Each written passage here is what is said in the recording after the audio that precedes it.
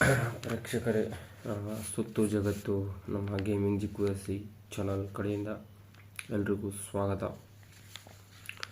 ಕರ್ನಾಟಕ ಸರ್ಕಾರ ಅಕ್ರಮ ಬಾಂಗ್ಲಾದೇಶ ವಲಸಿಗರ ಮೇಲೆ ತೀವ್ರವಾದ ಕಾರ್ಯಾಚರಣೆ ಶುರು ಮಾಡಿದ್ದಾರೆ. CM ಸಿದ್ದು ಅವರು ಬಹಳ ಸ್ಟ್ರಿಕ್ಟಾಗಿ ಅನೌನ್ಸ್ ಮಾಡಿದ್ದಾರೆ ಕಾರ್ಯಾಚರಣೆ ನಡೆಯಲಿ ಎಂದು.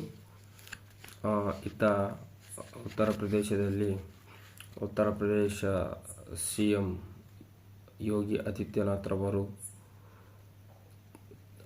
ಉತ್ತರ ಪ್ರದೇಶ ಹೈಕೋರ್ಟ್ ಮೇಲೆ ತೀವ್ರವಾದ ಅಸಮಾಧಾನವನ್ನು ವ್ಯಕ್ತಪಡಿಸಿದ್ದಾರೆ.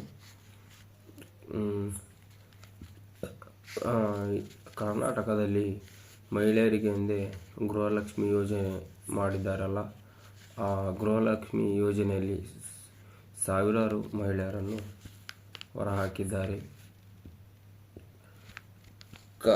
ಕಾರಣ ನೀವೇ ತಿಳಿದುಕೊಳ್ಳಿ.